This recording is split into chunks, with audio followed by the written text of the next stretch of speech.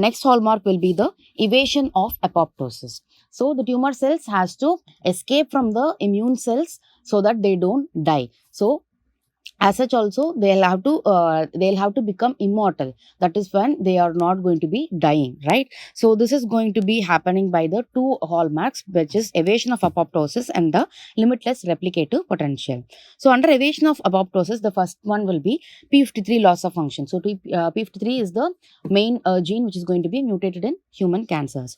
So p53 loss, we already saw, it is going to activate, normally p53 is going to activate the pro-apoptotic backs and puma. With p53 loss, this backs and puma function is not going to be a proper, and then apoptosis cannot happen. So this is going to be inhibited. So apoptosis is again inhibited. So that is the first mechanism. Then second mechanism is by overexpression of anti-apoptotic proteins like BCL2. So for this, the example will be follicular lymphoma. In follicular lymphoma, if you see, there is a specific translocation, which is translocation 1418. So in this translocation, there is going to be overexpression of the BCL2 protein. So overexpression of BCL2 protein, which is an anti-apoptotic. So the cells are not actually dying. The tumor cells are not dying. Instead, they are proliferating. Okay. So that is one example for BCL2 overexpression. Also in chronic lymphocytic leukemia. So CLL, if you see, I already mentioned there is going to be deletion 13q in this, resulting in the loss of microRNA 15 and 16. So microRNA 15 and 16 were as such involved in the, normally they are going to suppress the BCL2. But when this is going to be lost, there is going to be overexpression of BCL2. So overexpression of BCL2 is again seen in CLL indirectly. So directly in follicular lymphoma and indirectly in CLL. So by this tumor cells are going to evade from the apoptosis.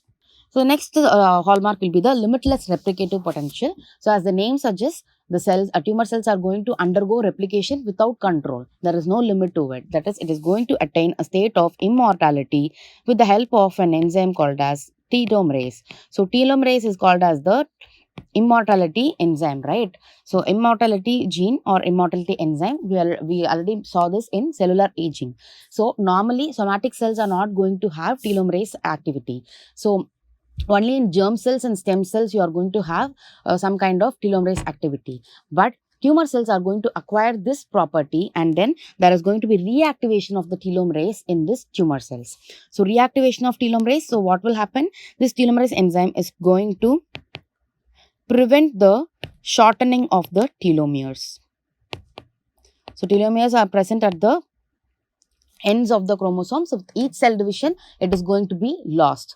But this telomerase is going to add up nucleotides to this ends, and it is going to prevent the shortening of telomeres so that cellular aging is prevented. So when cells are not aging, it will not die. So there is going to be limitless replicative potential. So the next hallmark will be sustained angiogenesis. So tumor cells, to grow beyond a particular size, it needs some blood supply to sustain its nutrition, and also for undergoing metastasis. So in order to go to other sites, to travel to other sites, it has to invade into the blood vessel. So for both the reasons, angiogenesis is needed by the tumor cells. So as the tumor cells are growing, what will happen? The center of the cell is not going to have the blood supply. So the center of the tumor cell mass is not going to be having blood supply. So there is going to be loss of lack of oxygen. So the center of the tumor part is going to undergo a necrosis. So it is going to be in need of oxygen. So there is going to be hypoxia in that region. So hypoxia is there, then it will actually upregulate the hypoxia inducing factor alpha. So already I mentioned in VHL also, when HIF comes, it is going to activate the VEGF. VEGF in turn will lead to the angiogenesis. Okay.